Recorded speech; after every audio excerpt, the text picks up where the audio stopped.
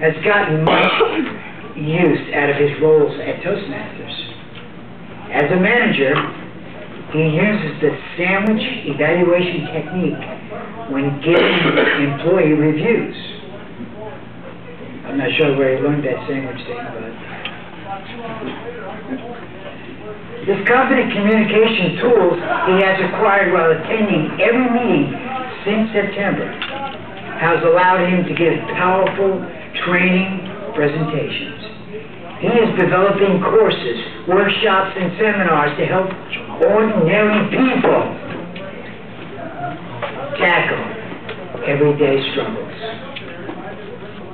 This will be speech number 7, Project 8, using visual aids, with a speech titled, The Art of Public Speaking.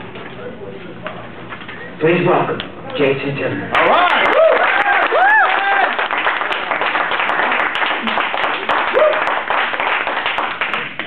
Ladies and gentlemen, when you hear the words public speaking, something mysterious happens to you, doesn't it? Oh, yeah. Your body instantly clamps up, your palms get sweaty, your voice starts to quiver a little bit, your knees sometimes start knocking, and your heart beat just went up about an extra 50 beats per minute. Now, why is that? Well, I like to call it a little 4-letter word called fear. Fear is just false evidence appearing real. And every single one of us has a fear of something. Could be of our wife's cooking. Could be fear of rejection. Not in my place, I promise. Fear of rejection, fear of criticism. Every single one of us has a fear. A lot of people actually have a fear of death. But for most people, their number one fear is of public speaking. Now, it kind of boggles my mind a little bit, because everybody loves talking about themselves.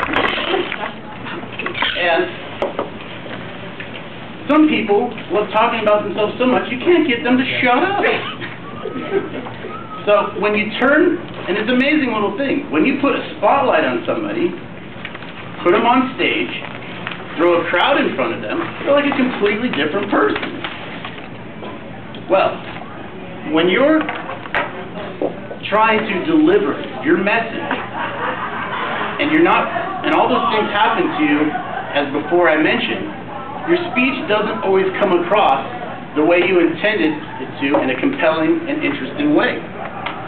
Instead, most people's first intention is to beeline it off of the stage as soon as possible.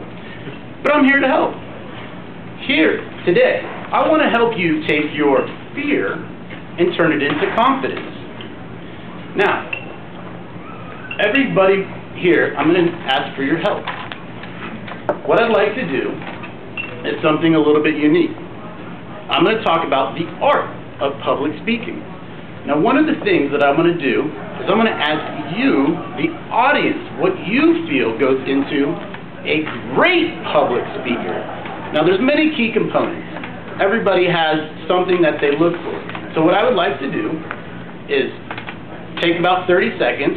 If you guys want to shout them out, I'm going to write them down, and then we'll talk about them. Go ahead. What do you guys feel makes a great public speaker? A message. Message. Charisma. Connection. Self-confidence. What else? Can everybody see these? Self-confidence. All right. I have the writing of a 3-year-old, so bear with me. Body language.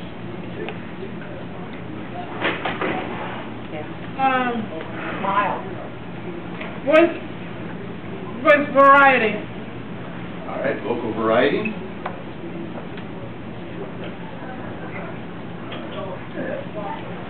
Stage presence. Stage presence. All right.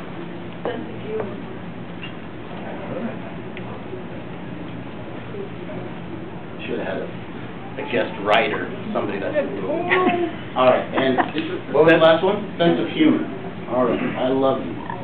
All right, so let's expand on this. A message.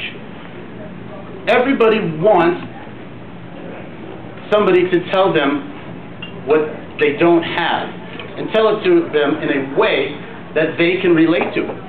Usually, it's by integrating stories.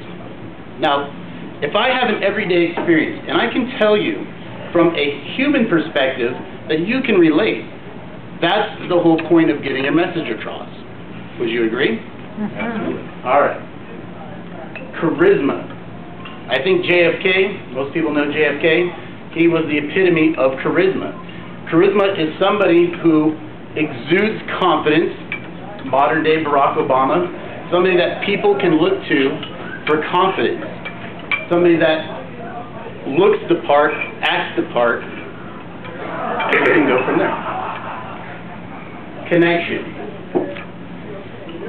Everybody wants to relate to the speaker in some form or another.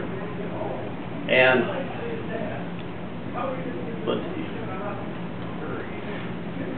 All right, when I don't get my message across, like I'm trying not to right now, I haven't made a connection with you. We need to relate our message in a way that everybody feels that we're all on the same page. Self-confidence. One of the easiest ways to build self-confidence is to practice, practice, practice. Giving a speech can be tough. As you can see, we had a phenomenal speaker before me. She practiced, and that's one of the easiest ways to build self-confidence. Body language. I'm going to talk about body language and vocal variety. Who here knows who Ben Stein is? For those of you that don't, for the younger generation, he's the guy in the Clear Eyes commercial. Dry eyes are for clear eyes. And he's a monotone speaker. Nobody wants to hear a monotone speaker. For the older generation, he's the guy in Ferris Bueller's Day Off. He's the guy, Bueller, Bueller, Bueller. Has anybody seen Ferris Bueller? But nobody wants a speaker like that. Vocal variety gets people excited, as well as body language. I can emphasize my words using body language and vocal variety. So use your body to accentuate the words that are trying to come out of your mouth. Jim Carrey is a great example.